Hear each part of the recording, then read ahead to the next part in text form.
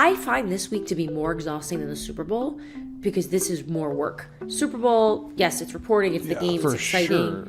but you're having fun. I mean, we obviously hung out. there. This is like wall to wall to wall meetings, and then drinks, and then dinners, and then I have like nights where I have 3 dinners planned in one night. Yeah. How am I going to do that? You should just order drinks. Like, forget that. Like, Just get hammered. By my last meeting, I'm like, your team looks good this year. Get 3 hours of sleep. Do it again. Be like, man, that Dianna Russini girl, man, she likes to party. Welcome back to Scoop City. I'm the athletic senior NFL insider, Dianna Russini. And I'm Chase Daniel, played 14 years in the NFL. If you are listening to us, we appreciate you tuning in. If you are watching us, we also appreciate that. But make sure you subscribe. Hit that subscribe button. We're trying to really grow this thing. We've noticed over the last few weeks, for some reason, Scoop City is not popping up on a lot of the NFL algorithms. So the only way we can change that is if you subscribe. So do us the favor. Check us out. It's so good to be back, Chase. I miss you, buddy. How was vacation? We're back. It was good. It was could have used 2 more weeks, but I'm happy that we're back. We went to Disney World, World in Florida. So I was texting you, obviously, the other night, just like about what we're going to talk about. And I said to you, I need a vacation from my vacation because we took all the kids. It was great. It was fun, but definitely a little worn out. Disney, that's aggressive when you're trying to relax after a full season of TV and podcasts and breakdown, all the stuff that you do. What was Disney like? 3 kids? It was good. It was better than I thought in terms of it was a lot. I mean, it was a lot. We walked 35 miles in 3 days. We went to Magic Kingdom the first day, spent 12 and a half hours there. Did you say 35 miles? Yeah, 3 days. We 26,000 steps one day, 25 the other day, and like 21 the other day. It was crazy. And then we went to Universal Studios and went to Epcot. It was we could do a whole podcast about it, but we don't want to talk about all Disney stuff. Yes, but I bet you there are parents out there who've done the Disney thing and could definitely share some of their experiences. So if you have, good or bad, definitely leave in the comments section, because I am not at the stage yet where I'm going to do the Disney thing yet, because they just 3 and 2. They're not ready for it. Hold off as long as you can. I'm going to hold this thing off. So, but I worry about it because it's coming, right? Like I'm going to have to at some point here, just the fact that my children are going to want to enjoy it. So I'm glad you had a good time. Yeah, I feel like this came quick. I feel like we were just on the field running around with the Eagles celebrating their big Super Bowl victory, then the parade, and then now here we are. I am on the ground. I'm in my hotel room here at the Scouting Combine in Indy, where not much is really going on yet. The competition committee is meeting. Interviews start on Monday night with some of the players officially, so it'll start picking up by next episode. My voice will be gone, and there'll be a lot more going on. So, sleep deprived. Exactly. But we're gonna push through just like we did after the Super Bowl. So let's get right to it. Here's what I'm hearing around the league. All right. Well, we are off and running. One of the biggest weeks on the NFL calendar. One, solely for the fact that we're going to see a lot of these draft prospects work out, and all the talk is going to be about their hands and their weight and their speed and all that fun stuff.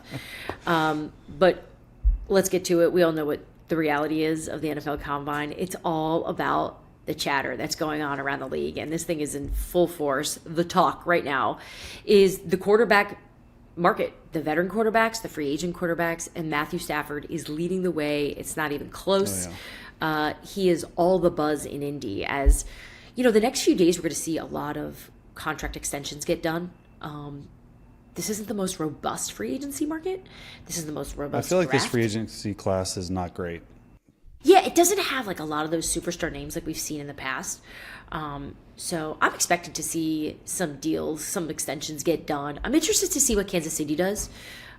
Trey Smith is somebody that has been outstanding for them this season and the last few seasons, and we've seen how important protecting Patrick Mahomes has to be.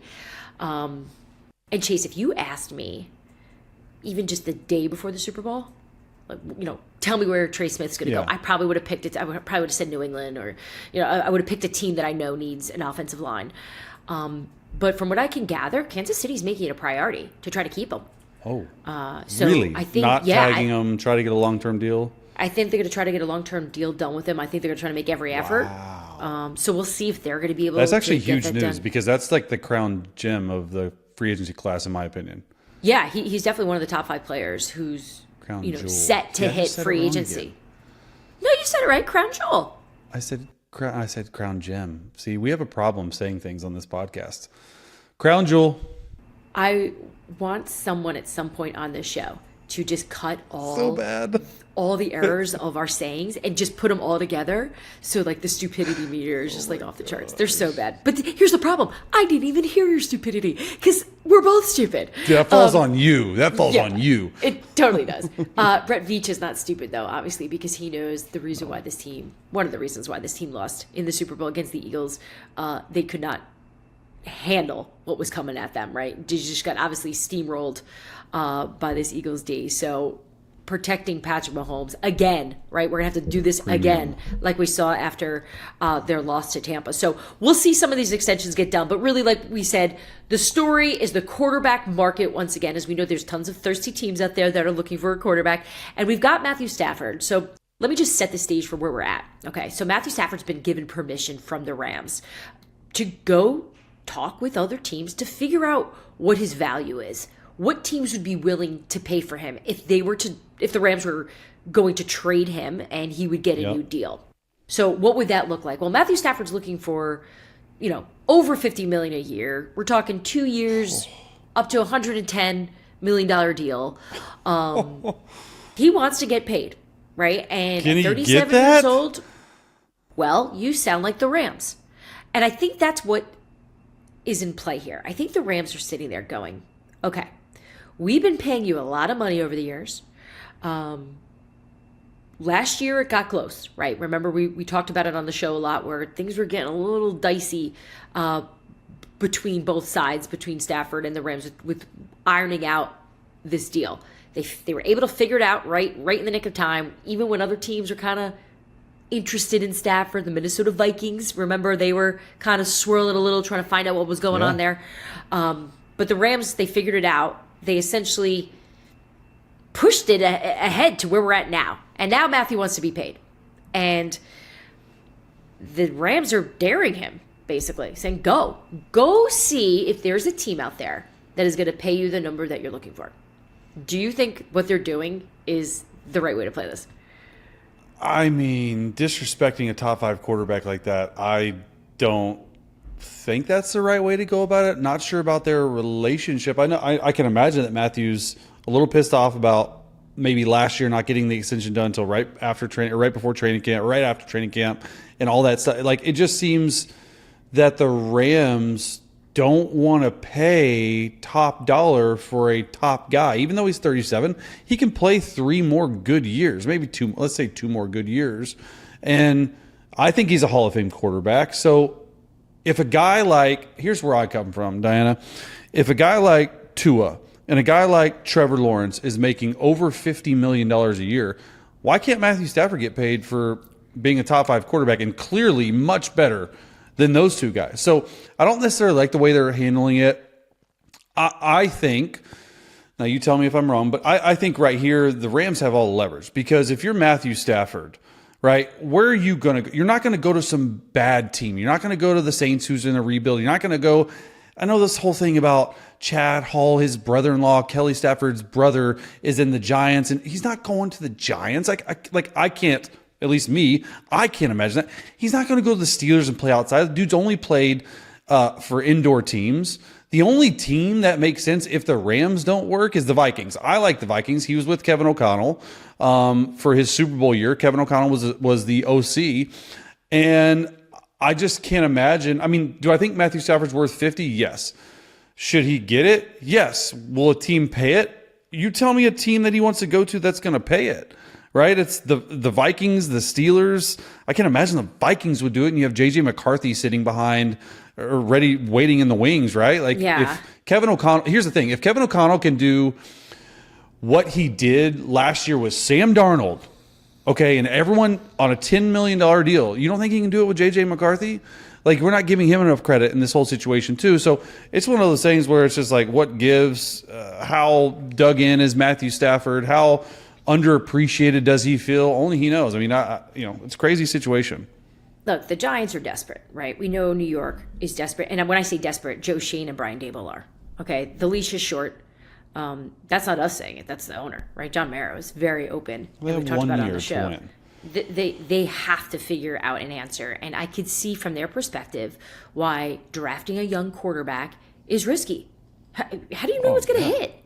Right? So it's like, okay, well, you don't. Let's mortgage the future for a guy like Matthew Stafford. The problem with that is, are they going to be willing to give the Rams what they want in a trade package? And are they going to be willing to pay that kind of money? Right? Are they going to be willing to give a first rounder? Are the Giants... Is Matthew going to go for a first rounder? I don't you think that the Rams have to consider it if they can get a first round pick in this? As they're trying absolutely. To if the Rams get a first round pick for a guy who is 37, he's declining play, hard to say, but he's got a few more years left, and you start the rebuild and you trust Sean McVay, absolutely. If you get a first round pick, you send him right away. Can he get a first round pick? I would imagine like a couple twos, maybe a player swap. I don't know. I mean, a one for Stafford right now seems crazy. I agree. I don't think the Rams are going to be able to get that kind of compensation and then have that same team give him a deal of 2, 1, 10. That's what I'm saying. Like that's insane. Look.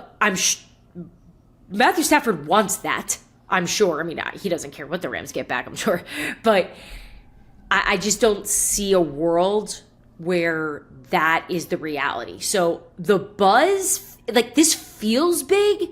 Because it's Matthew Stafford, it's the Rams. They've won a Super Bowl together. He's such a big part of that organization. But we know that they're moving on from Cooper Kupp. This marriage has seemed rocky for the last 2 seasons. So it's actually not surprising that we're where we're at. But at the same time, I could see this all kind of smoothing out too. Where Matthew goes out, sees that there's no market for him at the price he wants, and the Rams say, all right, we'll bring you back for $40 million. Like, don't you think that's a fair 40? number? No. What? Dianna, you're too much front office speak. $40 million is a travesty. If he gets $40 million, I would, at this point, to be completely honest with you from a player's perspective, I would retire. He's already, I think, number 1 or number 2 in the most career earnings in NFL history. This contract would easily put him at number 1.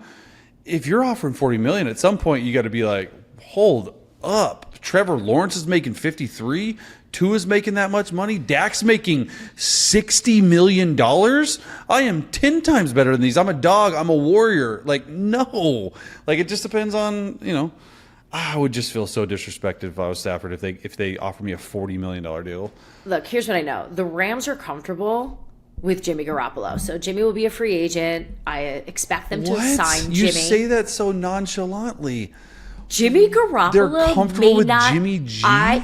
This is why Sean McVay gets all the credit that he deserves, because he is like a Kevin O'Connell in terms of give him a quarterback who can run his offense and they can have success.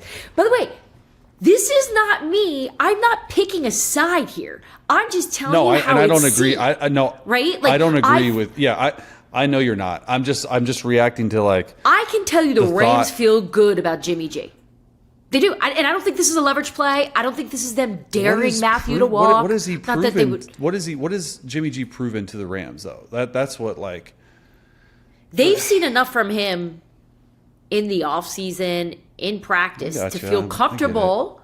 No, you don't get it, though, because you're getting mad at me that I'm saying Jimmy Garoppolo is the answer. I'm not mad at you whatsoever. This isn't me like, you don't Jimmy, make I'm the helping decision you out, buddy. to sign Like, Jimmy G back. You don't make that decision. I just can't imagine. I'm telling you what I know. To think. I'm telling you that the Rams feel good about Jimmy Garoppolo, okay? Would they rather Matthew the Rams feeling good about Jimmy Garoppolo?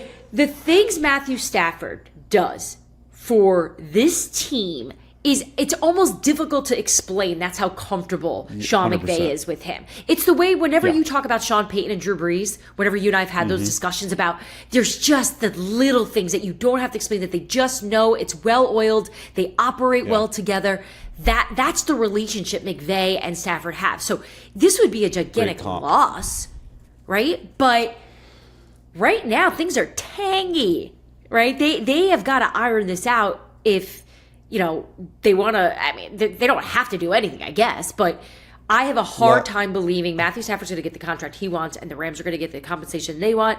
And maybe he chooses the option that you paid him. Maybe he says, you know what? I'm not showing up. Maybe I'll retire. So if you had a crystal ball, what's happening? Is he back with Rams?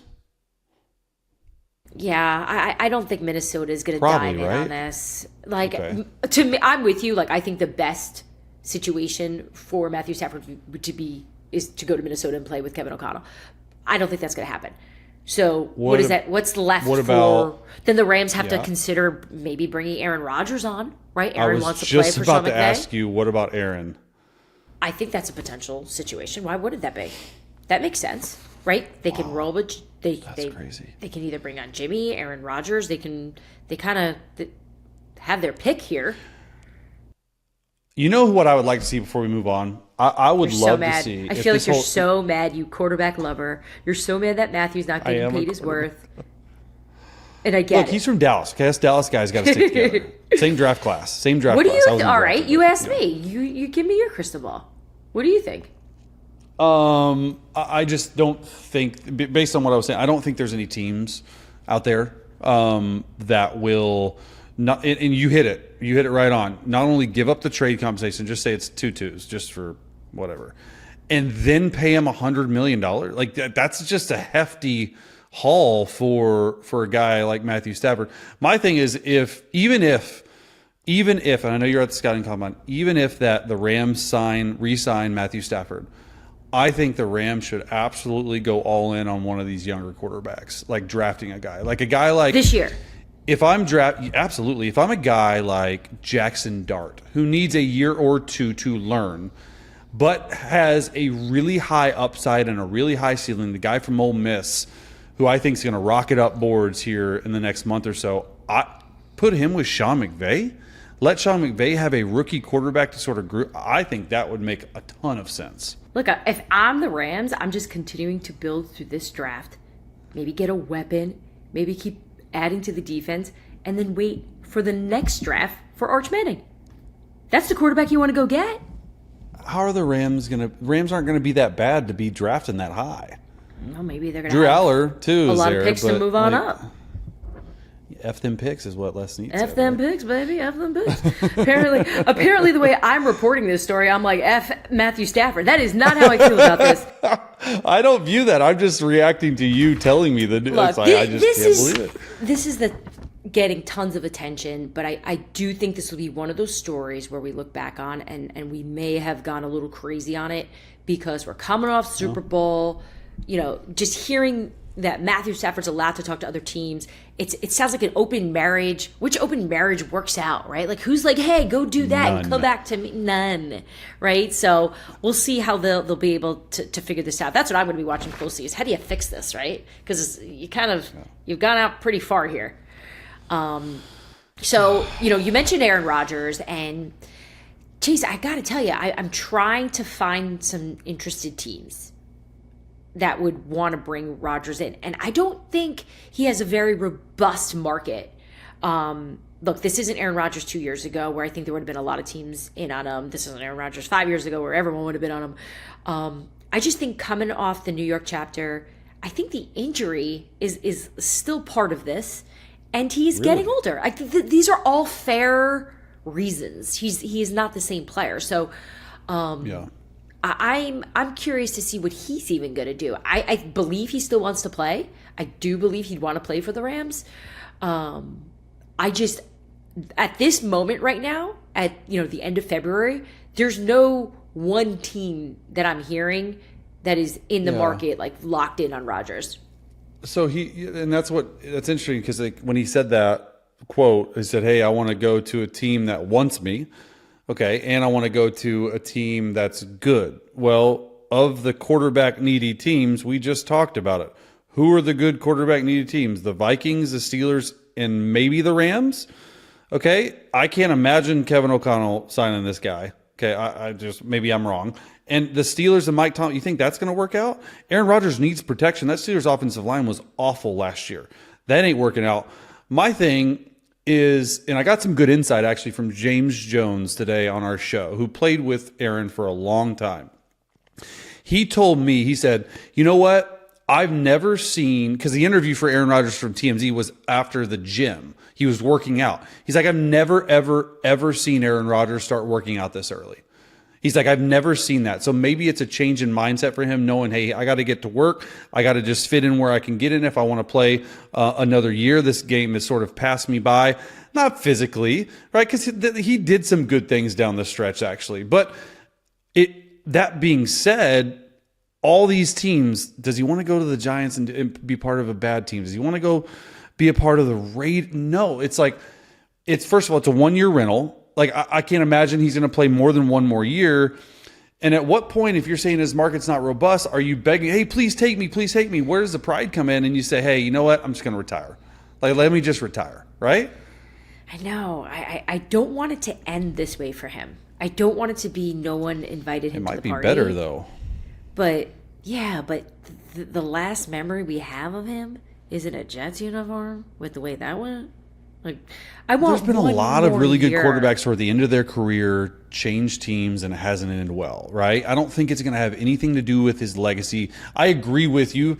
Right now, in the next year, we'll be like, oh, Aaron Rodgers ended with this. 5 years from now, first ballot, the Hall of Famer. Like, we're not even going to think about it. This is going to be a blip in the radar. You know, this is how I view it, at least. Do you think, though, the list of teams that are in the market for a quarterback are a quarterback away from winning, though? Because if that's what he's looking for, you know, no. Giants, no. Browns, no. Raiders, no. Tennessee Titans, no. No, none of them. I've never made such an ugly face. I did not mean to make such an ugly face, but it's just like, bleh. No. It's true. I'm very excited to see what the Tennessee Titans do with that number 1 pick. I know we're like so far, we're way too early to even dive into it.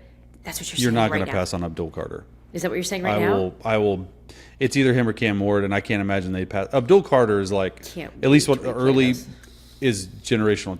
I guarantee I'm right. And are you going to replay it if I'm right, or only if I'm wrong, Diana? Only if you're wrong, baby.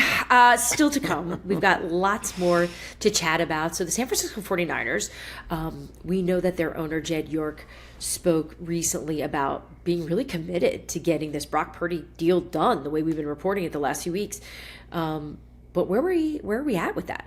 Plus, how are the 49ers going to actually adjust this roster to make this work and get off that, what was the season? The weird season. Is that what we called it? That weird. It was a weird season. It was a weird season. It was weird. So when we get back, we're going to dive into the Niners. All right, back here on Scoop City here in Indianapolis, where the Combine's getting ready to pick up, where late nights are about to happen. The cocktail sauce is going to be up my nose because it helps clear my passageways when I have a cold. I don't even really up your eat nose. It. I thought I you were just going to say smell something it. else. I'm like, oh. But I do. God. I order it just to sniff it, which sounds so bizarre, I know. Are you sure but you want people to know that you like sniffing cocktail sauce from St. Elmo's? Sniffing cocktail. I don't sniff the sauce, I smell it. Sniffing the horseradish just like opens it up so I don't thing. sound all bizarre. But I actually am looking forward to that. Have you ever had it? Diana, you can't see me. I look how I ask you questions like you never feel like I'm a rookie that just like worked in the equipment room for God. You know, I've been retired for 2 years, and all of a sudden you just treat me like I don't know anything. Well, you know a lot about making a lot of money, and the 49ers Good transition. A lot of money they got to figure out. Thank you. Right. So we know that they've got these expensive contracts for a lot of aging players. They've got to pay their quarterback, Brock Purdy. Their owner, Jed York, was very open with the media recently saying, like, we're doing this. We're trying to get this done. Conversations are going to probably start, at least the serious ones. They've already had a few. The serious ones are going to probably happen here in Indianapolis over the next few days. You got to figure. But here's the thing. When you look at this roster after the season that they had, which appeared to just, they couldn't catch a break, they got to decide to cut bait and figure out a way to keep the pivotal players on this team, yet redo this roster a bit, knowing that they've got these guys that are aging and on big money deals, right? So we know that Deebo Samuel is open for a trade. He's been allowed to talk to other teams to see if anyone would trade for him. So we know that he's one of the options. Brandon Aiyuk is a player that a lot of teams had interest in before he signed that deal last year. Remember, he signed that 4-year, $120 million deal? There are some teams poking around now to see if the 49ers would be willing to deal Brandon Aiyuk. Why would San Francisco do that? Why would San Francisco do that, though? Seriously. Because San Francisco needs to pay Brock Purdy and figure out how to work. Why would you pay Brock Purdy if Brock Purdy doesn't have a number one receiver? Because Brock Purdy's not going to be the same without Brandon Aiyuk. Like, please don't do it, San Francisco. Maybe they think Ricky Pearsall can. Look, I'm not saying they're going to. This is just the time of year where these conversations start, where agents and teams are starting to meet. Teams are meeting with each other going, hey, what would this look like? Would you be interested? And I'm interested on how San Francisco is going to figure out this roster, knowing that they've got to pay so much money. So can I do this to you? I never ask you to do this. I want you to do this. Can you play GM? Can you be John Lynch for me right now? And you're looking at your situation. Where are you cutting? Yeah. Well, CMC is getting older. I'm not saying cut him. Can you redo his deal? Can you move some money? You got to get the $19.5 million off of Deebo Samuel's books, right? Like that you look, either they're going to try to trade him or trade him. They're going to try, but I don't know what they're going to get for him. I don't see teams pounding on the door for Deebo right now. Yeah, I mean, then you got to cut the contract then, like eventually, right? Like you can't have that on the books. I mean, even I'm sure Kittle's making a lot of money. He had I think he had one of his best years as a pro receiving. But here's the thing, Diana. Let me just take off the GM hat and put on my player hat, quarterback hat. Because I did play 14 years in the NFL. If I'm Brock Purdy, and I even get a whiff of you trying to trade my number one receiver, I am not signing with you. I am going to pull the leverage card, and I'm going to play out another deal. It sounds sort of crazy, but Brock Purdy knows he can't be Brock Purdy without Brandon Aiyuk, without CMC, without Kittle, without Trent Williams, even though he's an agent guy. Like, they still are pretty stacked, and I actually really like Ricky Pearsall. Like, I think he's going to be a really good receiver in this league. You go out, you sign another guy alongside Juwan Jennings, you have a legitimate top 6 or 7 skill group in the NFL. And I know you got to figure out a way to pay the quarterback, but it doesn't make any sense if you pay the quarterback and then cut all your weapons, right? Like, can they go into a season with Ricky Pearsall and Juwan Jennings and CMC and Kittle? Sure, but you need a guy that's a dog as a true number one receiver. Now, I agree, like Brock Purdy, he got better this year. Before this year, I thought he was just a pocket guy.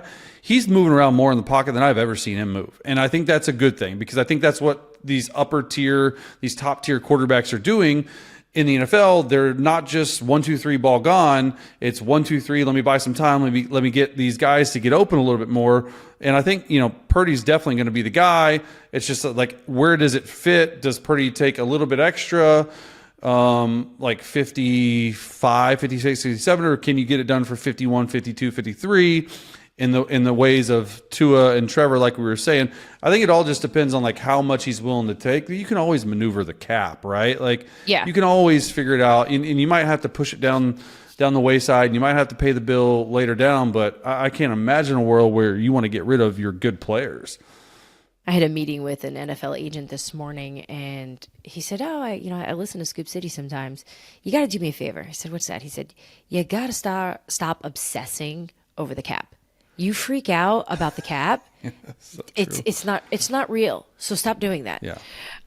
So to your point, they can maneuver and find ways, on top of the fact that they've got Travarius Ward, Dre Greenlaw, both free agents coming up, that they're going to have to sort that out, whether or not Greenlaw is going to come back or not. That's going to be up in the air. I know there's a lot of fans that definitely want him to return. All right, so to put your feet to the fire on Brock Purdy, why are you laughing? Let's say a deal gets done this week.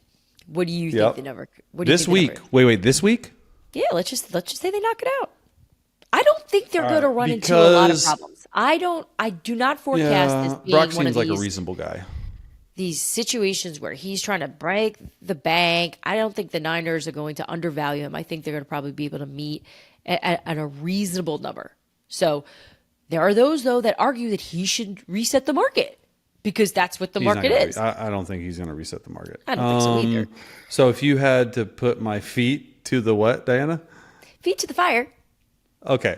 I would say, one, he's giving up leverage by getting it done before free agency, and he's trying to do it early, so he's giving up a couple million a year. I would be really, really happy for Brock Purdy if it landed right above Trevor Lawrence. Yeah. In the 53 to 55 range. range. Be happy with that. I think that's such a. If you're back to you being John Lynch, that's like a boop high five, shrimp cocktail on us. They would feel really. I feel like they would feel comfortable in that because a lot of people aren't talking about the cap is going up a lot this year, and I'd imagine it'd be to 300 million here pretty soon, right? Like it's like 270 something right now. Like imagine if you get a 5-year deal done or a 4-year deal, whatever Brock wants to get done. Plus, so it's 5 total years. But by the time his new contract's up, quarterback's going to be going for 70 million. So if he's still playing at a level 3 or 4 years from now, it's going to look like a bargain at 54 million.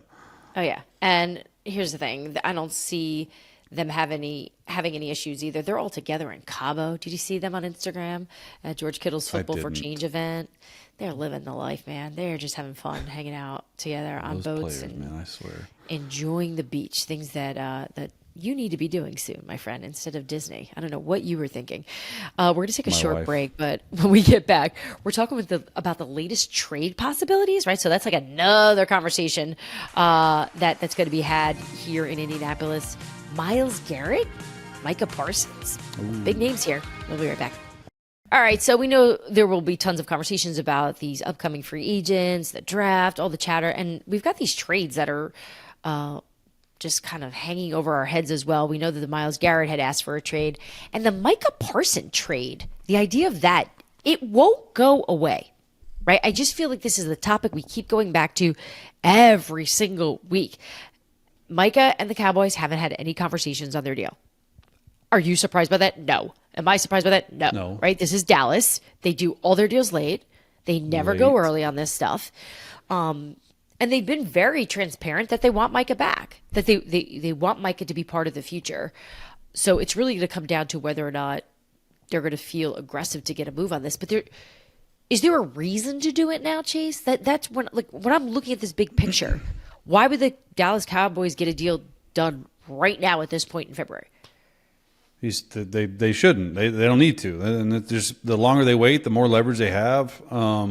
It's just everything. I mean, you know this. You've been covering this longer than I've probably been playing in the NFL. It's like everything's a deadline business in the NFL, right? There's no deadline to get it done. He's still under contract for him.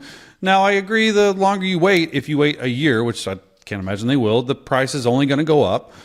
My thing with this whole Micah Parsons thing is like, one, don't freaking trade him. Like, if you trade him, I'm not into trading bedrock foundational pieces in the trenches. Like, you just lost a first ballot Hall of Fame guard in Zach Martin who had more all pros than holding penalties. And you're trying to trade one of the best young players who hasn't, even my opinion, hasn't even reached his potential. Don't do that. But then if I'm looking at it from Jerry Jones' side and Stephen Jones and Will McClay and all those guys over there in Dallas, they're going to be the first team, Diana, in NFL history that are going to be paying 3 different players over $30 million a year. Like Dak Prescott at 60, CeeDee Lamb at 35 or whatever he's making, 34, and then Micah is going to make more than 34, which is what Watt is making in Pittsburgh. So you're going to count between 3 players, over 40% of the cap space is going to go to those 3 players. How do you build a team like that? You draft really well. You're going to have to knock free agency out of the park. Oh, wait, you don't have any cap space. So how are you going to do that? It's a conundrum they're in. I can understand why they're doing it, but I don't think you should trade foundational pieces. Yeah, I don't think they want to do that, but there's definitely a lot of what was the word Stephen Jones used with us when he came on our show? Remember he said, was it magician or wizardry? Like, wizardry or wizardry. Like, and you have to because you see? and look, I think they figure it out. I'm not worried, but it just for a player that I know they value so much, that is homegrown in their mind, that they picked. I struggle envisioning the Dallas Cowboys letting him walk out the door eventually. Like I just don't see that happening. I just don't think Micah is going to get what he wants right now. He just may have to wait this out. But Stephen Jones, who we just mentioned, also talked to the media actually here in Indy, and he had mentioned that they're going to try to take a quarterback in this draft. What do you make of that? Smart. Yeah, smart. I think it's smart. Look, Trey Lance didn't work out. Cooper Rush, yeah, he's played actually really well for the time being that he's been in and had his number called. But I do think this draft, and we haven't got into it, I'm not going to dive into it, but this draft has way better middle round guys than like the top round guys, if that makes sense. There's a lot of those middle round guys that you don't need to draft a guy to be your starter, right? It's Dak. If something goes down, though, you want to get a guy. And this is what Andy Reid used to always say. They always are stockpiling quarterbacks, right? This is a good draft of the middle round guys, like a Tyler Shaw guy from Louisville. You haven't heard his name a lot. He's like 27 years old. It's crazy. But like someone like that, like a third round guy that could come in if needed. And maybe if Dak doesn't work out, it could be a guy. I feel like that's probably the move. And you get him under a really good contract, a third or fourth round contract for a guy that could be your backup for 4 years. It makes a lot of sense to me. I normally would just blow right by it, but since we just finished a season of the quarterback rebirth, do you think that Trey Lance still has another shot with a new coach, a new system? Do you think it's just yeah? I think that, one, the fourth round pick that Dallas gave up might have been the worst trade in NFL history. I'm just joking a little bit, but then a little bit not really. I like the fact that when Trey Lance was traded, that John Lynch and Kyle Shanahan said, hey, we're acknowledging this. We made a mistake. Let's move on. Dallas, same thing. How many other chances? Usually Dianna, a first-round pick, gets 3 chances. I think this is a second chance and done for him. Do I think he's going to be on a roster? Yeah, I think someone will take a flyer on him. Do I think he'll make a roster? I don't know. It's way too early to tell. The tape in the preseason is not great. The Week 18 tape wasn't amazing. I can't see it. Time heals, obviously, but sometimes when you just stop and just think about what the 49ers did to get Trey Lance and draft him where he did and now where he is, right? Like we've moved on, we forgave it, we turned the page on that. Here we are talking about Brock Purdy now. Yet I cannot believe that happened in our lifetime. And somehow they've been able to stay above water here, right? And they've figured it out. And now they're going to invest and make a big investment in Brock Purdy. Myles Garrett wants someone to invest in him. He told us that he doesn't want to stay with the Cleveland Browns for some big guaranteed contract, that this isn't about money, that this is about playing for a contender. So it's still out there. Teams from the NFC, teams from the AFC, they've all called. The Browns are still giving the same line, which is we're not moving him. But this is when I think conversations start to happen here. His agent, Nicole Lynn, will be out here this week meeting with different teams. I think we're going to get a better understanding and idea of what teams are willing to offer. Remember when Houston dealt Deshaun Watson, Chase? It was almost like an auction of players, of teams, right? They all kind of put in their best bid, and in the end, the Cleveland 100%. Browns were the team that won. I could envisioning something like that happening here if Cleveland were to decide to do it. Right? If they're like, okay, we'll move them. Because something's got to. You keep saying that, if Cleveland decides to do it, they have to, right? We had this conversation. I mean, they don't have to. But it just doesn't make sense. If your star player doesn't want to be there, he's got to have all the leverage, and he's just not going to show up. Don't you want to sell high? You could get a king's ransom for trading him. I know you don't want to. He don't want to be there. He does not want to be there. He's made it abundantly clear. On the week of Super Bowl, Monday morning, you release a statement to everyone, I do not want to play for the Cleveland Browns. Trade him. What do you... I get it. I don't get it. But that's why I think as the new league year gets here in just 2 weeks, we'll start hearing and seeing more. We're going to hear more by this next episode. I promise we'll be. I was going to say, when do you think it happens? Earlier rather than later? I think it's going to happen. If they're going to make the decision to move, I think it's earlier rather than later. Yeah, gotcha. And when you take a look at his contract situation, it would make sense. So we'll see if they're going to get to that point where they've had enough. The competition committee has been meeting the last few days, and oh boy, the Tush Push is back. I was told the Green Bay Packers have said that they're opposed to it. Okay, so they're the team that submitted to ban the Tush Push. We've been talking about this for years, at least when Philadelphia essentially aced this. Is it a maneuver? A play? Play. It's definitely a play. It's a maneuver. It is a maneuver too. You're pushing the tush. You're pushing the tush. Pushing the tush. Pushing the tush. Did you hear Jalen Hurts say that that's not what they call it? I did. Yeah. How come nobody said, well, then what do you call it? I think it should be Fallon. He said he wasn't going to say. Yeah, it was Fallon or someone. Yeah, I need to Saquon was like, to find out. He was like, "What's your role in the tush push?" He's like, "Well, I push the tush." I pushed the tush. That was actually one of my favorite interviews that they did. They did a lot.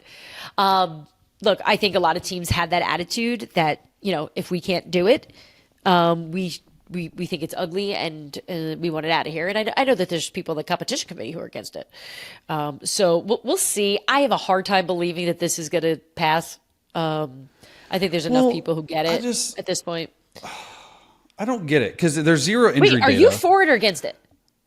I'm for it, 100% for it. Like, oh yeah, there's zero injury data on this play, so you're not going to outlaw it due to injury. So now you're pretty much only outlawing it because one team is significantly better than everyone else at it. Because look at the Bills in the championship game versus the Chiefs. They did it. They were 1 for 4 on it, and Josh Allen fumbled one. You know what I mean? Yep. So it seems like the NFL is a little soft on that because you're trying to ban a play that you can't stop. Stop it. Do it. Yeah, I get defense. it. The semantics. It's boring. Defense. It's not. Just stop it. Or the Eagles have been really good at it because they've had 2 sinners to do it. Right. It's not just everyone's like it's Jason Kelsey. No. They have their Jurgens doing it now too. Like you got to stop it. I think it's ridiculous. Remember having that conversation in the summer? Are they going to still be able to master the tush push without Jason Kelsey? Voila. Guess what? Yeah, Cam Jurgens said, watch this. Yeah, he said, watch this, exactly. All right, before we go, one quick thing for you. I know we talked on Disney really quickly, and it sounds like it was fun. What's the one thing that maybe surprised you about Disney that people listening and watching who have been there may go, yep, I know what you're talking about, Chase? Yeah. I had a great time with the family and the kids. I think I was surprised at the sheer amount of adults that were at Disney. There was probably 65% adults only and 35% kids. I'd imagine that would be way switched and flopped toward kids. My thing is they call them Disney adults, right? Just the sheer amount of those people we saw, it was very peculiar. So they're adults that don't have children with them, and they're going to enjoy Disney. We got to Epcot on the last day of our vacation. And if you've ever been to Epcot, don't know if you have, there are different countries. It's called Around the World. And there's Finland and, the United Kingdom and Mexico and all these places. And there's 10 of them. And you go around the world and there's rides at every different world, well, some worlds. And we got there early entry because we're a Disney Resort pass holder. And we get there at the park at 8:15 and early entry is what they call it, opens at 8:30. And we're 20 people back. It's probably 20 people wide there's probably 300 people there. We're just sitting there oh my gosh, what are we doing with our lives? But our daughter wanted to ride Frozen. And the Frozen ride, actually, it was excellent. I liked it. It was very fascinating from a perspective. You get in a boat, you go around, and the girls loved it.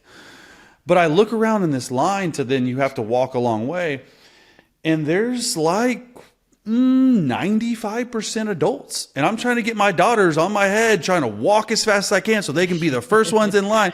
And there's grown adults just pushing people out of the way. I'm like, this is crazy to me. We got on the ride. It was great. We only had to wait 10 minutes, but just it was some people very love the interesting. NFL, some people love Disney. Maybe our podcast should be about I'm not Disney. judging. Just weird. We'd have more listeners. We just Honestly, we would did a whole definitely thing have about more Disney. listeners.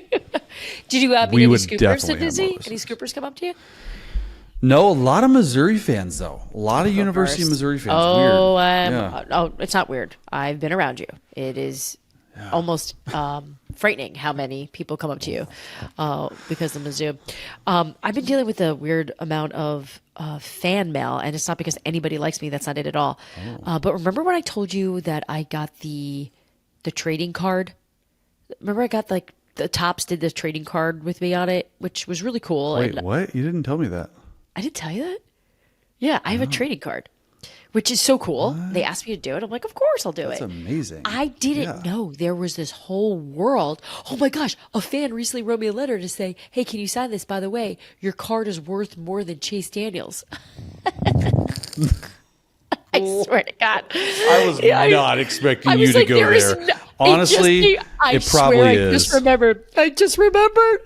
There is no way on this earth my probably trading is. card is worth. I've done nothing in life. You've achieved Can so you much. send me a signed trading card so then I can go sell it on eBay to make more than my card is worth, please? You can. There you go.